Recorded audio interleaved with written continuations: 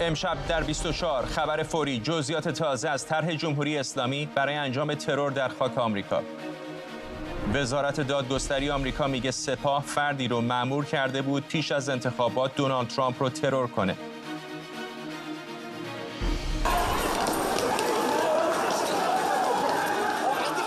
واکنش‌ها به حملات خشونتبار علیه طرفداران اسرائیلی تیم فوتبال مکابی تل‌آویو در آمستردام. وزیر خارجه و رئیس پارلمان اسرائیل راهی هلند شدند. رهبران جهان یهود ستیزی رو محکوم کردند. حامیان فشار حداکثری و تحریم ایران در صدر فهرست کابینه احتمالی ترامپ.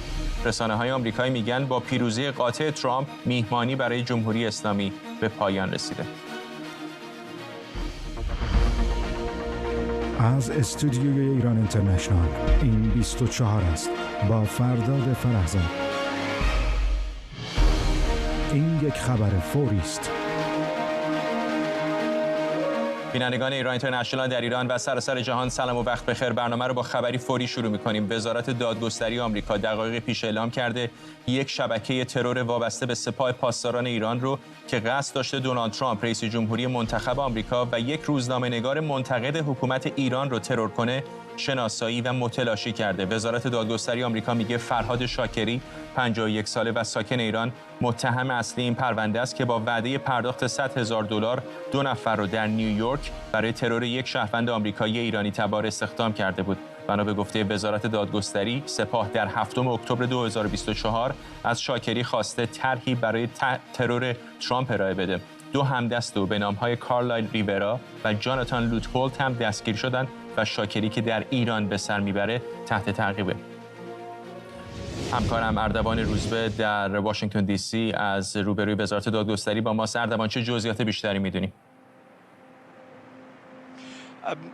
در واقع این بیانیه که ساعتی پیش منتشر شده به چند نکته خیلی کلیدی و مهم داره اشاره میکنه که این بیانیه تقریبا میتونیم بگیم به طور مشترک هستش و رئیس FBI هم در این بیانیه ذکر کرده که اونها با بررسی اطلاعات و داده هایی که بین فرهاد شاکری متهم ردیف اول 51 ساله که در سال 1000 در دهه 90 در زندان های آمریکا بوده و بعد برگشته به ایران و عضویت سپاه پاسداران رو گرفته، یک مکانیزم برای ارتباط داشته و تحقیقات وزارت دادگستری داره میگه که اون هدایت و رهبری این عملیات با دو آمریکایی که در زندان با اونها آشنا شده انجام داده و اونها رو ترغیب کرده به اینکه برای حمله به دو نفر، یعنی دونالد ترامپ و یک فعال مدنی ایرانی در بروکلین که قاعدتاً اگرچه اسم نبرده ولی قاعدتاً منظورش مسیح علی نژاد هستش، عملیات رو به طوری انجام بدن که مثل حمله به داخل خونه یا عملیات قتل در داخل و جایی از این دست نباشه و برنامه‌ریزی به نحوی باشه که در حین ورود و خروج بخوان این کار انجام بدن. فرهاد شاکری یک تبع افغانستانی هستش که بعداً تابعیت ایرانی گرفته و در سپاه پاسداران انقلاب اسلامی فعالیت می‌کرده. پیش از این هم گزارش‌هایی که FBI در ارتباط با فعالیت‌های ناامن کننده جمهوری اسلامی داده دال بر این هستش که اونها بعد از جریان کشته شدن قاسم سلیمانی در سال 2020 در عمل تعداد زیادی از نیرو در واقع عوامل دولتی در ایالات متحده آمریکا هدف قرار دادن. حالا این بیانیه وزارت دادگستری و FBI دقیقاً به همین مسئله داره اشاره میکنه. در حال حاضر قاضی گارلند در بروکلین در نیویورک در حال بررسی و تحقیق هستشون گفته که اگر اثبات جرم بشه دست کم برای متهم ردیف اول 20 سال زندان فقط برای پولشویی، سوء استفاده از موقعیت برای به کارگیری افراد مجرم و مسئله انتقال پول برای کار خلاف دست کم 20 سال زندان برای آقای شاکری خواهد داشت. اون دو فرد دیگه هم در حال حاضر در حال بازجویی هستن. البته وزارت دادگستری اعلام کرده صراحتاً که در حال حاضر نیست اطلاعات بیشتری بده و اونها رو به اسم در واقع مجرم خطاب بکنه، ولی متهمین با حجم داده هایی که در حال حاضر حتی از ارتباطاتشون هم وجود داره، محرز هستش که در یک سیستم و یک شبکه مشغول کار بودن برای حمله. پیش از این هم اگر یادتون باشه در ارتباط با اعضای دولت آقای ترامپ هم تلاش‌های تروریستی وجود داشته برای اینکه بخوان که همه عواملی که به گفته اونها در عملیات حمله به قاسم سلیمانی نقش داشتن مورد حمله قرار بگیرن و ترور بشن. حالا نکته‌ای که من لازم اشاره بکنم اینه که درست در وضعیتی این اتفاق داره میفته و قاضی گارلند داره در واقع این پرونده رو بررسی میکنه که دونالد ترامپ دوباره رئیس جمهور آمریکا خواهد بود و در عمل تلاش‌های جمهوری اسلامی نشون میده که با توجه به اینکه عملیات طراحی عملیات ترور در همین سال فعلی انجام شده، جمهوری اسلامی در صدد ناامن کردن و در صدد حمله به عوامل مختلف در دولت در ایالات متحده آمریکا هستش و با تایید همچین چیزی میتونیم بگیم که پرونده تازه‌ای برای رفتارهای تروریستی و سیستماتیک جمهوری اسلامی در انجام عملیات‌های حذف باز شده که خودش میتونه سرمنشأ خیلی از اتفاقات بعد از این پس از به روی کار آمدن دولت آقای ترامپ در امریکا و برخورد با رفتارهای تروریستی و مجرمانه جمهوری اسلامی باشه. ممنونم از تو همکارم اردوان روزبه از روبروی وزارت دادگستری ایالات متحده آمریکا در واشنگتن دی سی. امید معماریان روزنامه‌نگار و تحلیلگر سیاسی هم از دیترویت به ما پیوسته. آقای معماریان، پرونده بسیار با جزئیاتی هست، نه فقط به نظر کسی که اشاره به مسیح علی نژاد هست، بلکه دونالد ترامپ رو هم قصد داشتن که ترور بکنن. به خصوص الان که آقای ترامپ پیروز انتخابات شده، چقدر میتونه شرایط رو بین تهران و واشنگتن پیچیده کنه؟ بسیار پیچیده خواهد کرد. ببینید در طی ماه‌های گذشته آقای ترامپ به صراحت گفته بود که خواهان شروع جنگ جدیدی نیست، جنگ‌هایی که در منطقه هست رو می‌خواد خاتمه بده. در خصوص ایران هم بارها به این مسئله اشاره کرده بود که این سیاست فشار حداکثری یا به هر حال اقداماتی که در دوره اول ریاست جمهوری خودش انجام داده معطوف به این بوده که بتونه با ایران توافق بکنه، توافق بهتری رو بگیره از اون چیزی که در سال 2015 باراک اوباما گرفته بود. بنابراین لحن خصمانه‌ای نداشت تا اینکه خبرهای مرتبط با سوء قصدهای پی در پی مطرح شد و آقای ترامپ اونجا تهدید کرد که واقعا برخورد شدیدی خواهد کرد و از کلماتی استفاده کرد که به هر حال واکنش زیادی داشت.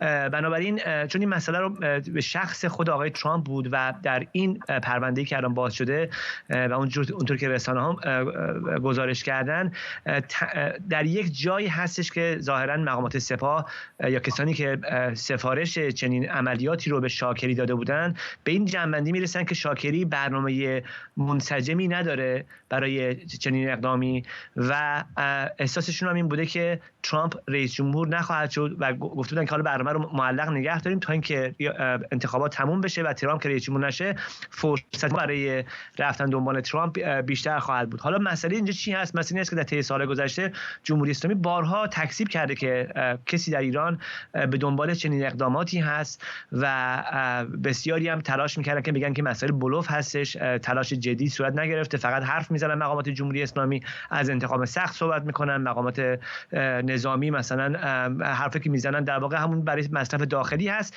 ولی خب این پرونده نشون دهنده این هستش که این مصرف داخلی نداشته و به صورت جدی به هر حال یه بخشی در داخل ایران سپاه پاسداران به طور خاص دنبال این پروژه بودن و قطعا برای آقای ترامپ یک مسئله هم شخصی خواهد بود و هم مسئله امنیت ملی خواهد بود. کما که مریک گارلند دادستان کل آمریکا امروز گفته که بازیگران کمی در جهان وجود دارند که به اندازه ایران تهدیدی جدی برای امنیت ملی آمریکا باشند. این خیلی مسئله مهمی است و قطعا به نظر من برای اگر قرار بود که اتفاقی بیفته و به هر حال نگاه مثبت‌تری آقای ترامپ داشته باشه به ماجرای ایران، این مسئله رو به نظر من با جدیت دنبال خواهد کرد و تبعات زیادی خواهد داشت. آقای معماری، خود وزارت دادگستری متن این شکوایی‌ها رو هم منتشر کرده. من دو سه تا نکته مهمش رو که به ذهنم اومد نقل قول می‌کنم. همین چند دقیقه پیش این متن آمده بیرون. در جایی آمده که شاکری به مقام سپاه اعلام کرده که اجرای این عملیات به بودجه قابل توجهی نیاز داره. مقام سپاه پاسداران اشاره کرده که مسائل مالی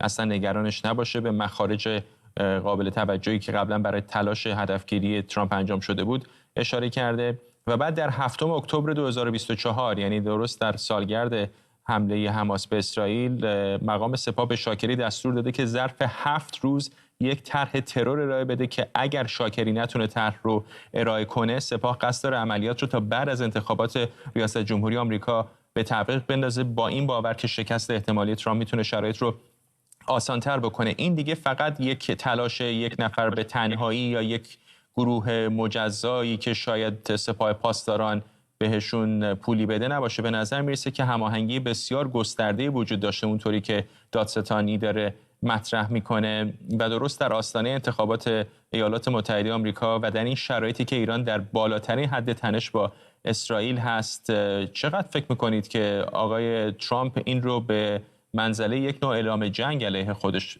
تلقی خواهد کرد؟ ببینید، همونطور که شما گفتید، یک چنین عملیاتی بدون اجازه مقامات عالی رتبه ایرانی اساسا نمیتونه کلید بخوره، چه برسه به اینکه بخوان که اجراییش بکنن، براش پول خرج بکنن، ارتباط بگیرن، افراد استخدام بکنن. بنابراین علی خامنه‌ای قطعا در این ماجرا فردی هستش که مطلع بوده، نمیشه اساسا تصور کرد که ایشون مطلع نبوده. و از نظر اینکه آقای ترامپ اینو چجوری برداشت خواهد کرد، قطعا به نظر من مسئله رو خیلی جدی خواهد گرفت. آقای ترامپ در طی سال‌های گذشته نشون داده که به هر حال مخصوصا مواردی که مخصوص به خود ایشون میشه رو شخصی میگیره و جدی میگیره و واکنش نشون میده. شما ببینید در طی هفته‌های گذشته بسیاری از رهبران، آقای معماریان، واقعا خامنه‌ای اگر واقعا پشت این دستور بوده باشه با خودشون چه فکر کردن؟ رئیس جمهوری سابق ایالات متحده آمریکا رو بکشن و بعد آب از آب تکون نخوره؟ ببینید، اساساً دستگاه محاسباتی جمهوری اسلامی با هیچ عقل سلیمی جو در نمیاد. ببینید در 2 ماه گذشته تمام رهبران جهان هر کاری با آمریکا داشتن سعی کردن که حواسشون جمع باشه که اقدامی انجام ندن که یک جوری تلقی بشه که دارن در انتخابات آمریکا دخالت میکنن، میخوان تاثیرگذار باشن و حواسشون هستش که به هر حال در آمریکا رئیس جمهور عوض بشه میتونه که در خصوص منافع کشور خودشون تاثیرگذار باشه. بنابراین خیلی احتیاط میکنن که اقدامی رو انجام ندن که روی منافع مردم خودشون تاثیر بذاره. شما می‌بینید که زلنسکی یا پوتین چجوری با این مسئله انتخابات ریاست جمهوری آمریکا برخورد میکنن.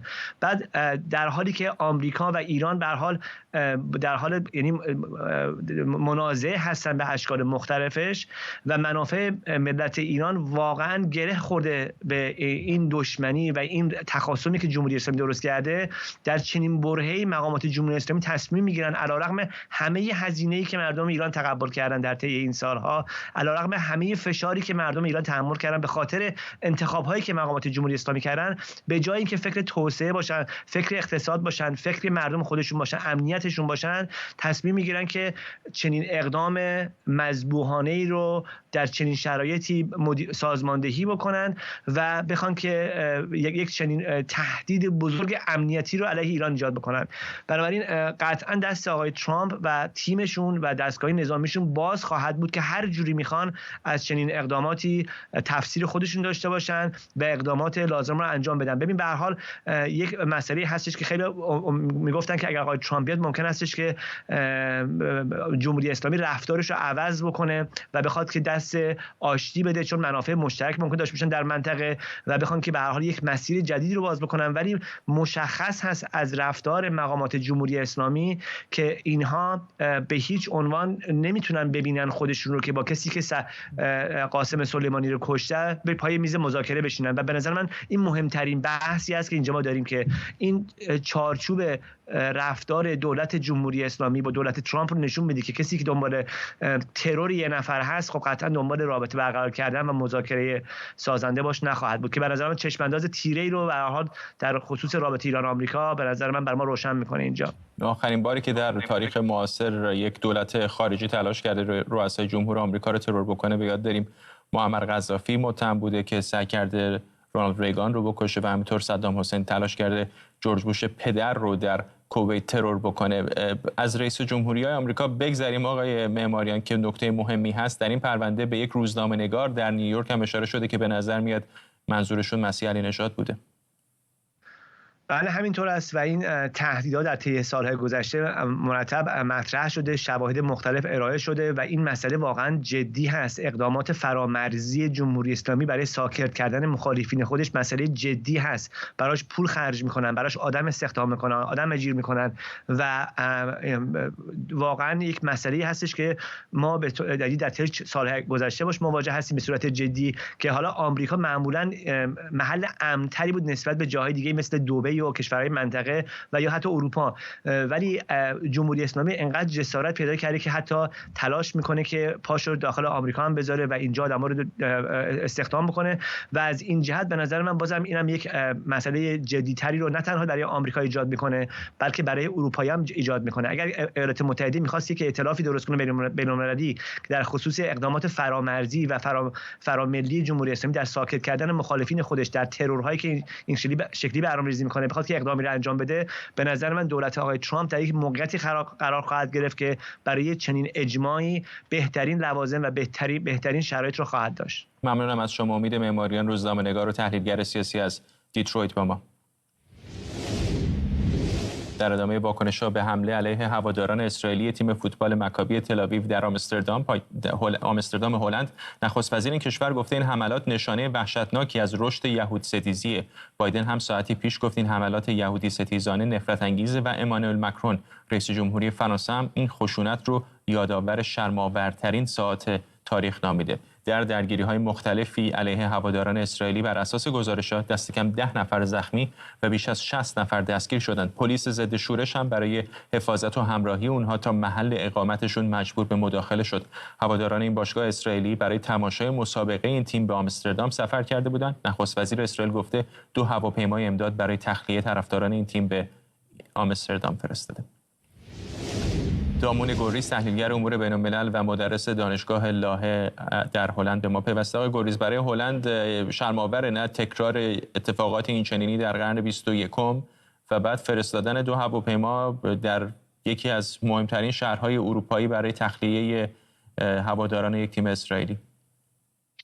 درود بر شما آقای فراساد و همچنین بینندگان عزیز. بسیار شرم‌آور، بسیار تاثیر منفی گذاشته در داخل هلند افکار عمومی. نخست وزیر کنونی هلند بالاترین مقام امنیتی اطلاعاتی بود قبل از اینکه نخست وزیر بشه. به علاوه اینه که خود مقامات بالا رتبه، یعنی شهردار از گروه سبزهای چپ سبز به اصطلاح، از واژه پوگروم استفاده کرده برای اتفاقاتی که دیروز مواجه شدیم با اون. و پوگروم واژه روسی هست به معنی نابودی و یادآور همون شکار یهودیان به اصطلاح در قرن 19 و 20 که فقط هم منحصر به یهودیان نمیشه. قومی، گروهی واقعا در خیابان‌ها شکار میشن، کشته میشدن در اون مقطع زمانی و عملاً نشون دهنده درجه ضد یهودیتیه که متاسفانه در حال رشد در اروپا و در امریکا و دلیل رشد اون یک جهت برمیگرده به مهاجران مسلمان که بعضی از اونها، تعداد کمی از اونها متاسفانه ضد یهودیت رو احیا کردن و براشون بسیار مهمه. توسط حکومت‌های مثل جمهوری اسلامی هم مورد حمایت قرار میدن، هم با اقسام گزارش‌ها در این موضوع مطرحه و بسیار واقعا هلند رو در یک فضای سختی قرار داده. دولت کنونی، نه فقط نخست وزیر، طرفدار پراپاقرص اسرائیل و امنیت ملی اسرائیل هست و برای این دولت هم بسیار سخته. حتی ممکنه که در روزهای آینده ما شاهد فروپاشی دولت بشیم اگر این روند بخواد انتقادها رو بیشتر بکنه به کسانی که مواجه شدن در این 1 سال گذشته با چنین صحنه‌هایی از این دست ولی اونجور که باید مبارزه نکردن. منظورم مقامات پلیس، مقامات سیاسی این کشور هست، به خصوص در آمستردام که گزارش‌هایی هست از اینکه چطور در لوای طرفداری از فلسطین یهودیان مورد آزار و اذیت قرار گرفتن، خانه‌هاشون تخریب شده، سوپرمارکت‌هاشون تخریب شده و به اون شکلی که باید واکنش نشون ندادن و امروز به صورت یک انفجار برنامه ریزی شده بعضی از این مهاجران مسلمان یا مسلمان زادگان به نظر میرسه که از طرفداری فلسطین تبدیلش کردن به شکار یهودیان در خیابان که و اسرائیلی ها برای نشون دادن ضد یهودیت خودش. ممنونم از شما. دامون گوریز، تحلیلگر امور بین‌الملل و مدرس دانشگاه لاهه.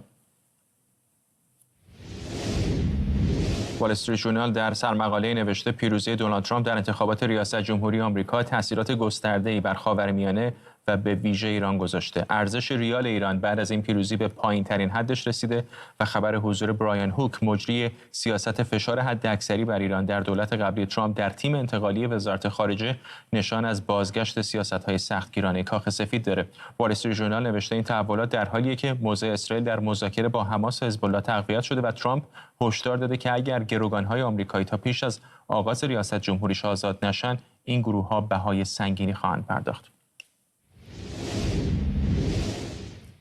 سینا عزودی، پژوهشگر روابط بین‌الملل در دانشگاه جورج واشنگتن از پایتخت آمریکا به ما پیوسته. آقای عزودی، ممنونم که دعوت ما رو پذیرفتید. به باور شما دولت دوم ترامپ چه نوع رویکردی در مقابل ایران خواهد داشت؟ احتمالاً خبر فوری اول برنامه ما رو هم شنیدید که در عین حال که این تنش‌ها وجود داره به نظر می‌رسه که سپاه پاسداران تلاش برای ترور او رو هم در ذهن داشته. در خاورمیانه می‌بینیم که چه تنشی با اسرائیل وجود داره و الان کسانی در کابینه آقای ترامپ دارن میان که میدونیم چه رویکردی در مقابل تهران داشتن. بله حتما. آقای فرزا اگر اجازه بدید من خیلی خلاصه بگم. این در مورد یهودی ستیزی که صحبت شدش، من در ظرف 10 ثانیه بگم. یهودی ستیزی یک مسئله اروپاییه.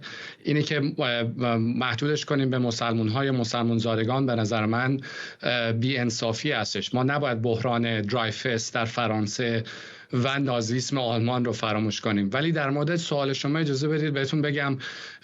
ببینید آقای ترامپ شخصیتی که داره بسیار انتقامجوه. در مورد خبری که الان گزارش شدهش هیچ بعید نیستش اگر همچین چیزی ثابت بشه در دادگاه به اصطلاح تایید بشه و مجرمیت این آقا ثابت بشه، ممکنه هستش که دست به اقدامات خیلی گسترده تری بخوان علیه تهران بزنن.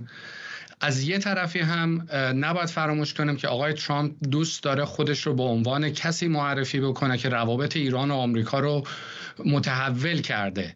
در دوره اول خودش بارها تلاش میکنه که با مقامات ایران از جمله آقای ظریف و از جمله آقای روحانی دیدار بکنه که اطرافیان تندرو خودش و من 2 نفر رو مشخصا نام میبرم، آقای مایک پومپئو وزیر خارجه‌اش و آقای جان بولتون مشاور امنیت ملیش، جلوی آقای ترامپ رو میگیرن.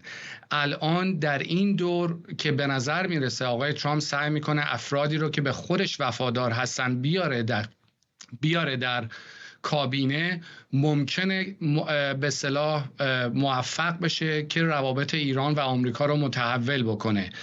و خوبی که آقای ترامپ داره اینه که برخلاف دموکرات ها در کنگره و جمهوری خواها نمیتونن بهش انگ بزنن که در مقابل ایران ضعف نشون داده.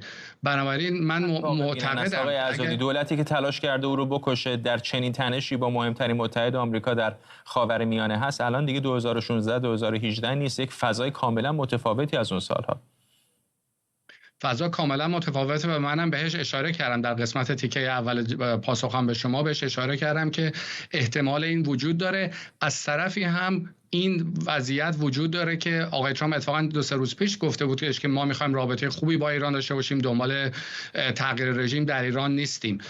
بنابراین این احتمالاتی که وجود داره، حالا اینه که در چه مسیری میخوان برن اینو واقعا باید دید. ولی من فکر میکنم اولین چیزی که ما شاهدش خواهیم بود این هستش که آقای ترامپ بخواد اجرای تحریم‌های آمریکا علیه ایران رو دوباره به حد اکثر برسونه و بعد شاید بخواد، حالا میگم بستگی داره که به چه تئوری بخوایم بریم جلو، ممکنه بخواد حرکتی بکنه که روابط ایران و آمریکا متحول بشن.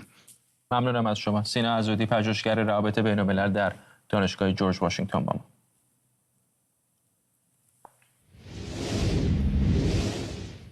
همکارم آرش علایی هم در کنگره آمریکا به ما پیوسته. آرش، با همین نکته شروع بکنیم در مورد کابینه آقای ترامپ. دیروز هم بهش پرداختیم. الان چه میدونیم در مورد کسانی که احتمالاً خواهند اومد و چه رویکردی در مقابل تهران دارن؟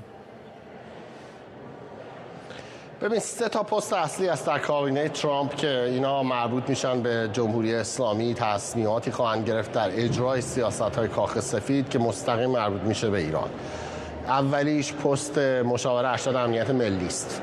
برخی الان مثل نشریه وال استریت جورنال میگن احتمال اینکه برایان هوک بشه مشاور ارشد امنیت ملی زیاد است. آقای برایان هوک فعلا توسط دو کابینه ترامپ، در واقع کمپین ترامپیش رو منصوب کرده است برای تیم انتقالی وزارت امور خارجه. اما یادمون هست آقای برایان هوک نماینده ویژه وزارت امور خارجه بود در امور ایران چند سال، موقعی که آقای ترامپ در کاخ سفید بود. خیلی نزدیک است به خانواده ترامپ. اگر شما کتاب آقای جرد کوشنر داماد ترامپ رو بخونید به اسم بریکینگ هیستوری، در اون کتاب جرد کوشنر توضیح میداد که در خیلی از سفراش به خاورمیانه مشاور اصلیش برایان هوک بود. خیلی نزدیکن به خانواده ترامپ، خیلی نزدیک است به جرد کوشنر، نزدیک است به ایوانکا ترامپ، نزدیک است، معتمد خانواده ترامپ هست، وفادار به خانواده ترامپ هست. به خاطر اون تصمیماتی که اون موقع شخصا گرفت برایان هوک، چون اگه بینندگان یادشون باشه تعقیب میکردن اون موقع ما رو بنده با ایشون مصاحبه میکردن با آقای برایان هوک، اون موقع به ایران اینترنشنال میگفتند که خیلی از این تصمیم‌ها رو که مثلا محدود بکنن فروش نفت ایران رو چگونه انجام بدن. خیلی از این روش‌های نوآورانه‌ای بود که برایان هوک خلق میکرد. مثلا اون روشی که ایشون داشت برای اینکه تلفن کاپیتان کشتی‌های تانکرهای نفتی ایران رو می آورد زنگ میزد بهشون $1,000,000 پیشنهاد میداد اون تانکر رو بیارن آمریکا تسلیم بکنن. این روش نوآورانه بود. و بعد ما ندیدیم وزارت خارجه دولت بایدن که آقای بلینکن و آقای رابرت ملی اصلا یک جوری خودشون رو میزنن به اون راه که انگار هیچ راه دیگری وجود ندارد برای اینکه بخوان جلوی فروش نفت جمهوری اسلامی رو بگیرن. ولی اینجوری نبود. برایان هوک به خانواده ترامپ نشون داد جربوزه داره، ارزه داره. به خانواده ترامپ نشون داد جرأت داره. جمهوری اسلامی به دنبالش میخواد بکشتش. هنوز سرشو میگیره بالا میاد اینجا در کنگره صحبت میکنه. مشاور امنیت ملی در مورد 30 ثانیه دیگه بعد اتاق فرمان من وقت بدن، در مورد وزیر امور خارجه سناتور مارکو روبیو مواضع سرسختش علیه جمهوری اسلامی بارها با ایران اینترنشنال صحبت کرده است و در مورد پنتاگون هم احتمالاً خانم تولسی گابارد خودش تحصیل کرده، وست پوینت هست، افسر ارتش بوده، 8 سال عراق و افغانستان خدمت کرده، یک زن رنگین پوست هست که دموکرات بوده، حالا الان یک سالی است که پارتیش رو عوض کرده، حزبش رو عوض کرده. این 3 نفر هست که میتونن در مورد ایران تصمیم بگیرن و میتونن سرنوشت سیاست‌های ایران رو تغییر بدن. ممنونم از تو آرش علی، خبرنگار ما در کنگره.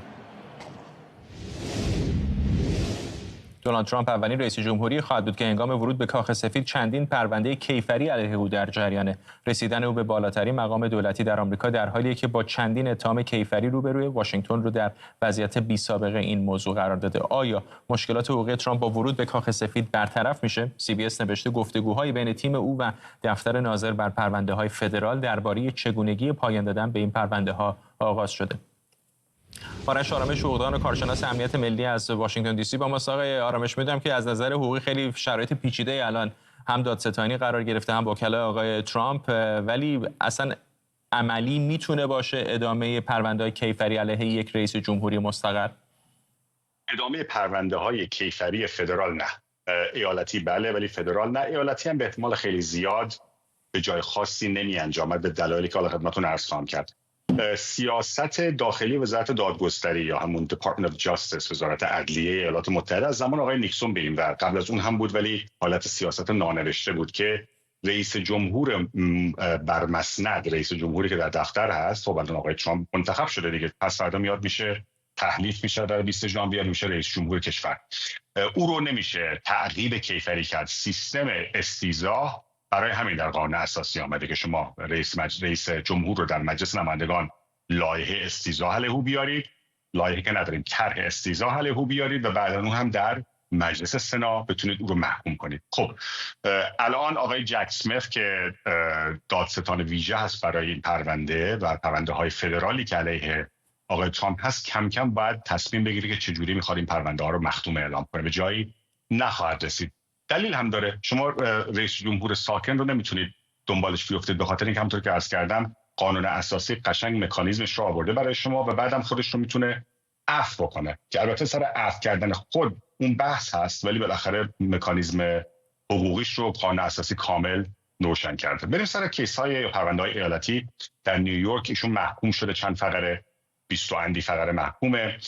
پرونده‌های مدنیش بماند، میگه که باید غرامت و اینا همه هست. یعنی شما میتونید به صورت مدنی یک رئیس جمهور هر کسی رو برید ازش شکایت بکنید. آقای کلینتون ازش شکایت مدنی کردند، رؤسای جمهور دیگه ازشون پرونده‌های مدنی هست. آقای ترامپ هم پرونده‌های مدنی که علیه او جاری هست یا حکم محکومیت گرفته، اونها رو باید اجرا بکنه، در اون شکی نیست. ولی مسئله پرونده جزایی، بخصوص پرونده جزایی که در مورد و محکوم شد ولی هنوز حکمش رو دادگاه نداده، ببینید از لحاظ سیاسی بحثش جداست، از لحاظ حقوقی مقدار این قضیه پیچیده میشه. به احتمال زیاد و اون کاری که به نظر من صلاح مملکت اینه که اینها رو کلا بذارن کنار و مجبور نکنن که وکلای ترامپ بیان لایحه فایل بکنن و این پرونده رو سعی کنن ببرن به یک دادگاه فدرال و بگن که این اعمالی که انجام داده در حین خدمت بوده و غیره و ذالک، کلا قضیه پیچیده میشه. حالا ولی اگر حکمی صادر بشه، شما میخوام از لحاظ قانونی ببینید که چقدر این قضیه پیچیده و بغرنجه. اگر حکم ایالتی صادر بشه، آیا گارد ایالتی یا استیت تروپر یا ماموران ایالتی دولت نیویورک میخوان پاشن از اونجا بیان در واشنگتن دی سی و رئیس جمهور مسکون در کاخ سفید رو دستگیر کنن ببرن مثلا زندان نیویورک؟ همچین چیزی نمیشه. اصلا شما برای اینکه بتونید حکمتون از یک ایالت به ایالت دیگه اجرا کنید، مثلا من حکمی گرفتم علیه کسی در کالیفرنیا، ولی این حکم رو دادگاه تگزاس داده و حکمی که دادگاه تگزاس داده صرفاً قابل اجرا نیست در دادگاه کالیفرنیا. شما باید یه دادگاه اونجا پیدا کنید این حکم رو برای شما تنفیذ بکنه. خب کدام دادگاه است که میخواد این حکم ایالت نیویورک رو تا موقعی که ایشون در واشنگتن هست برای ایشون تنفیذ بکنه؟ آره ایشون باشه بره نیویورک، بازم اینو میگن ایشون رئیس جمهور، همه اینا باید گذاشته بشه کنار، ولی به صورت تئوری بره نیویورک میتونن بیان دستگیرش کنن اگه حکم جلب علیه صادر بشه.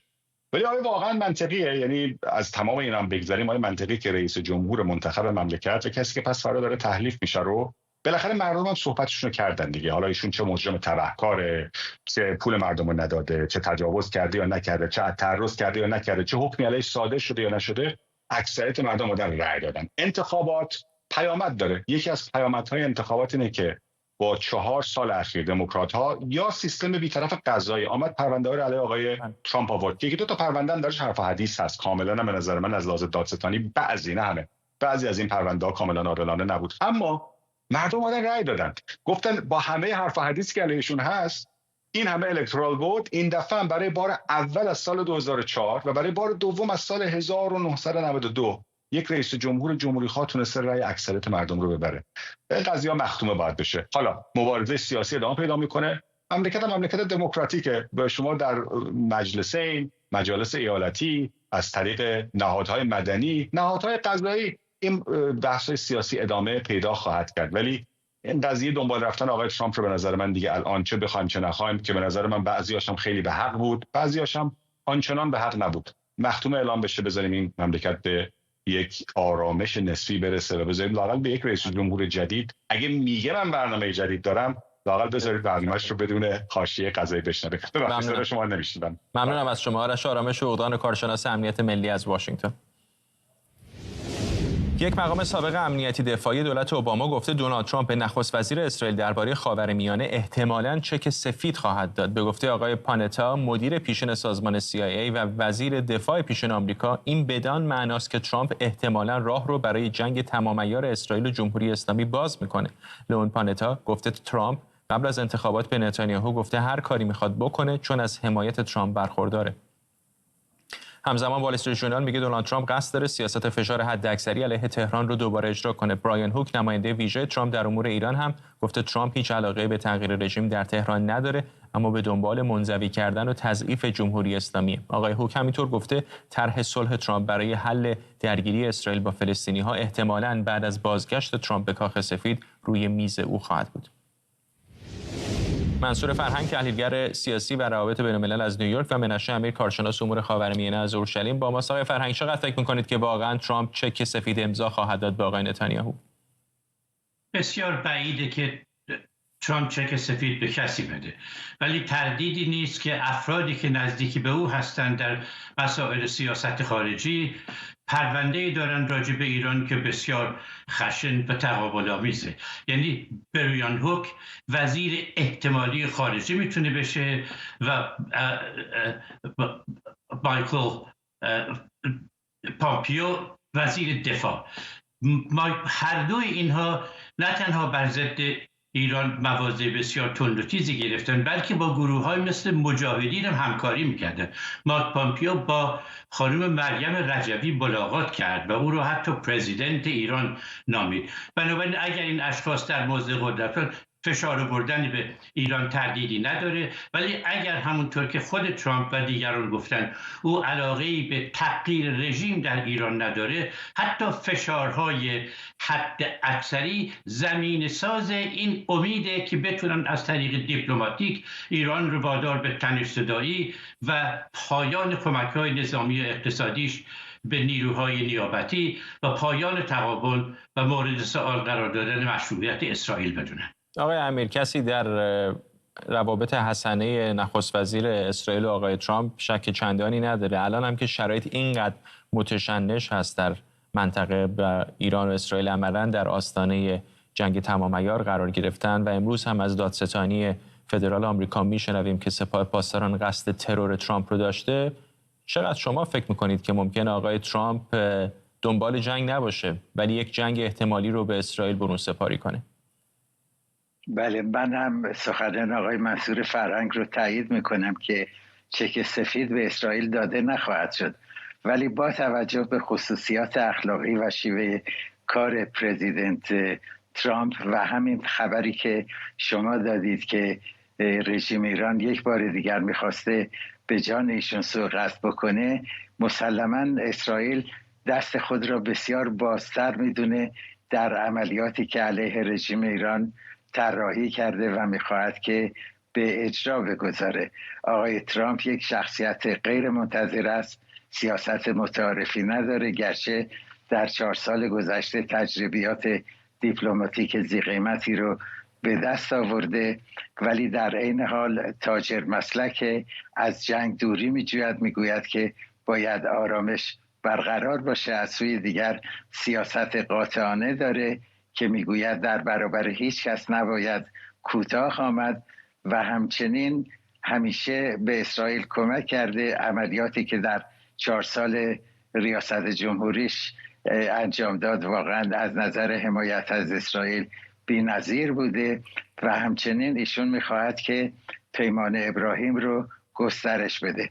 با توجه به همه این معیارهایی که بیان کردم، اسرائیل فرصتی داره که بیاید و تأسیسات اتمی رژیم ایران رو که امروز در داخل اسرائیل بیش و بیشتر میگویند که بزرگترین خطر موجودیتی برای اسرائیل هست نابود بکنه. ولی مشکل در این است که بدون شرکت فعال ایالات متحده اسرائیل فقط بخشی از این آرزو و از این طرح رو میتونه انجام بده.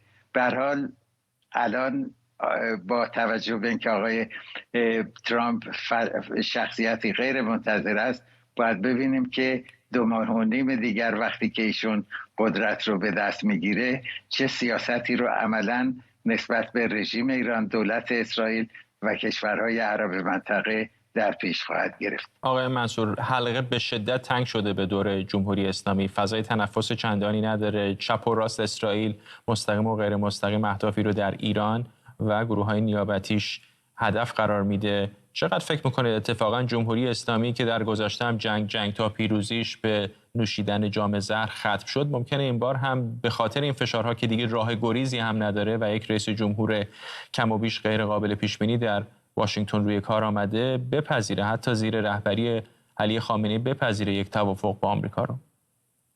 به طور مسلم، به طور همونطور که خمینی به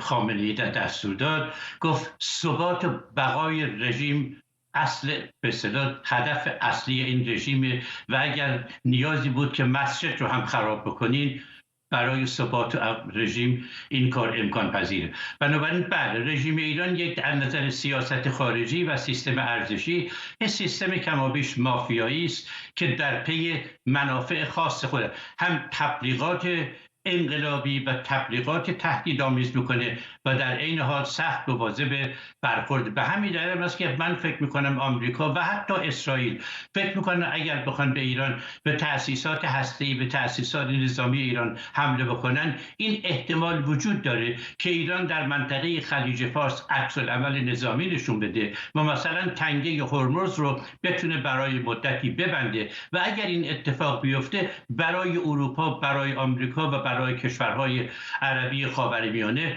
مشکلات بسیار بزرگی درست میشه. چرا؟ برای اینکه هنوز حدود 25 تا 30% از نفت مورد نیاز دنیا از تنگه هرمز بیرون میره و اگر خصوصا در شرایطی که سعی میکنن تحریم بذارن روی فروش نفت روسیه به خاطر تجاوز روسیه در اوکراین، اینه که من فکر میکنم هم اسرائیل و هم آمریکا سعی میکنن که مهار برنامه هسته ایران رو بدون ضربه زدن نظامی و این گسترش جنگ در منطقه به انجام بدن. یعنی دقیقاً همون برنامه‌ای که ترامپ در 4 سال داشت، همون برنامه‌ای که اوباما داشت و همون برنامه‌ای که بایدن داشت. یعنی هیچ کدوم اینها نمیخوان در منطقه جنگ گسترش پیدا بکنه، برای اینکه گسترش جنگ بر ضد منافع امنیتی و اقتصادی جهان غرب و کشورهای منطقه است. آقای امیر، شما چطور؟ آیا فکر میکنید جمهوری اسلامی میتونه چیزی شبیه به مثلا حکومت سوریه باشه که علیرغم اینکه در گذشته حتی با اسرائیل جنگ مستقیم هم داشته، الان هم بلندی‌های جولان در دست اسرائیل، ولی خب حکومت آقای اسد اقدامی مستقیما علیه اسرائیل دیگه انجام نمیده برخلاف حامی بزرگش جمهوری اسلامی؟ آیا تهران هم میتونه شبیه دمشق باشه برای اسرائیل به نظرتون؟ ببینید، یک تفاوت اساسی بین بشار اسد و علی خامنه‌ای وجود داره. بشار اسد موجودیت و ادامه ریاست جمهوریش رو ارجح میتونه و این است که تا اونجا و الان هم 8 سال 9 ساله که درگیر یک جنگ داخلی هست، این است که نسبت به اسرائیل اقدامی نشون نمیده و این در حالی که رژیم ایران اصل موجودیتش، جوهر ایدئولوژیش این است که اسرائیل باید نابود بشه، اسلام اهل تشیع یعنی روایت حکومت ایران باید بر منطقه مسلط بشه. من یک جواب کوتاه دارم. اگر رژیم ایران بیاید و تحمیل حجاب رو منسوخ بکنه و ازش صرف نظر بکنه، اون موقع ممکن است که آماده باشه که به نفعی هم با ایالات متحده کنار بیاد، ولی این با ایدئولوژیش تضاد داره، چون کنار آمدن با ایالات متحده یعنی پذیرفتن حق موجودیت اسرائیل، یعنی ادامه تلاش ایالات متحده برای گسترده تر کردن پیمان ابراهیم، یعنی پایان بخشیدن به تعرضات حکومت ایران. من هیچ جواب نمی‌کنید با شعار میتونن خودشون سیلیشون رو سرخ صورتشون رو سرخ نگه دارن، همونطوری که عرض کردم مثلا خیلی از کشورهای دیگر که روابط هم ندارن با اسرائیل، شناساییش هم نمی‌کنن، مثل پاکستان، مثل سوریه، ولی در تنش دائم هم باهاش نیستن.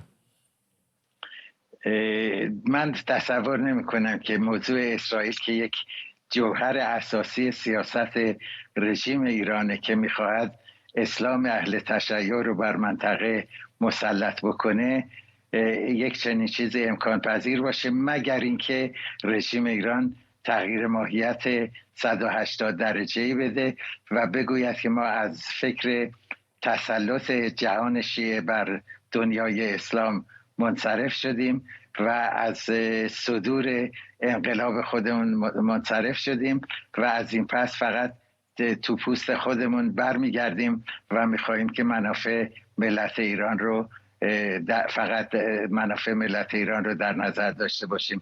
بسیار بسیار بعیده، شاید هم امکان پذیر باشه، ولی بسیار دردناک خواهد بود برای رژیم ایران، چون همونطور که شما گفتید و آقای فرهنگ هم گفتن، یکی از بیشترین دلمشغولی های رژیم این است که در قدرت بمانه و بتونن به چپاول مردم ایران ادامه بدن. ممنونم از هر دو شما آقایون. منصور فرهنگ، تحلیلگر سیاسی و روابط بین‌الملل از نیویورک با ما، و منشه امیر، کارشناس امور خاورمیانه از اورشلیم. و ممنونم از شما که بیننده برنامه 24 امشب بودید. این برنامه رو کمی دیرتر میتونید در یوتیوب ایران اینترنشنال هم دوباره ببینید. تا دوشنبه و برنامه بعدی، بدرود.